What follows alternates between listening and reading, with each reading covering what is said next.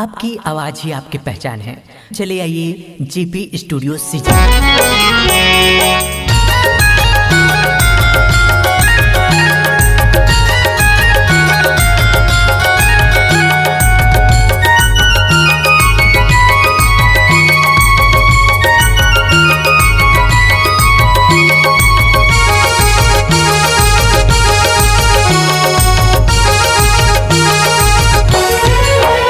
चल हाँ ये चश्मा वाली मोर सोने न मिला लेवो। चल हाँ ये चश्मा वाली मोर सोने न मिला लेवो। अरे मोर सोने न मिला ले चश्मा वाली मोर सोने न मिला लेवो। अरे मोर सोने न मिला ले चश्मा वाली मोर सोने न मिला लेवो।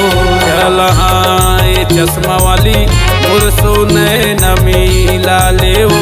चल हाँ ये चश्मा वाली मोर सोने न मिला लेवो।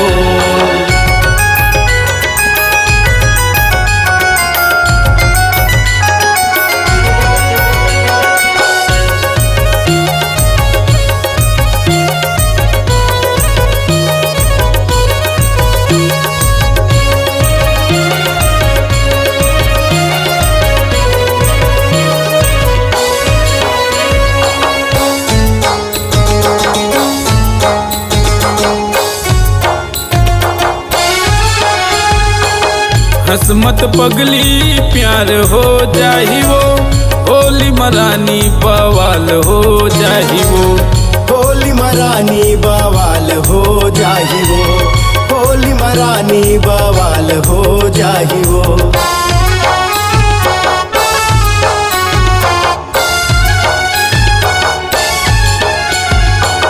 हसमत पगली प्यार हो जाही वो, होली मरानी बवाल हो जाही वो। होली मरानी बवाल हो जाही वो। होली मरानी बवाल हो जाही वो। तैं होगे मोर प्राइवेट माल, अरे तैं होगे मोर प्राइवेट माल। ये चश्मा वाली मोर सोने न मिला लेवो। तैं होगे मोर प्राइवेट माल। अरे तैं होगे मोर प्राइवेट माल। ये चश्मा वाली मोर संग नैन मिला लेवो।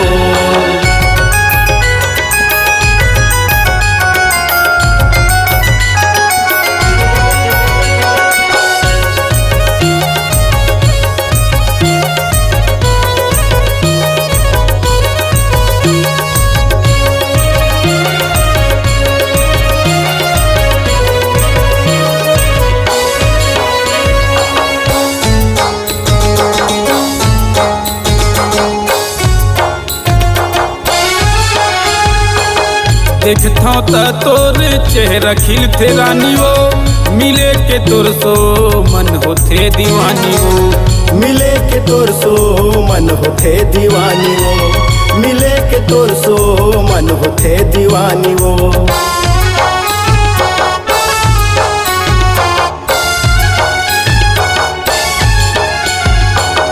देखता त तोर चेहरा खिलते रानी वो, मिले के तोर सो मन होते दीवानी वो। मिले के तोर सो मन होते दीवानी वो। मिले के तोर सो मन होते दीवानी वो। तैं होगे मोर पर्सनल माल, अरे तैं होगे मोर पर्सनल माल। ये चश्मा वाली मोर सोने न मिला लेवो। तैं होगे मोर पर्सनल माल। अरे तैं होगे मोर पर्सनल माल। ये चश्मा वाली मोर सोने न मिला लेवो। अरे मोर सोने न मिला ले चश्मा वाली मोर सोने न मिला लेवो। अरे मोर सोने न मिला ले चश्मा वाली मोर सोने न मिला लेवो।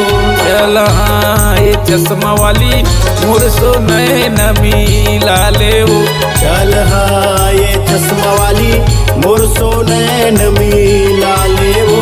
चल हाँ ये मुनगा वाली कस के खा के ची चोर ले वो। चल हाँ ये मुनगा वाली कस के खाक चीज चोर ले वो। चला ये मुनगा वाली कस के खा के चीज चोर ले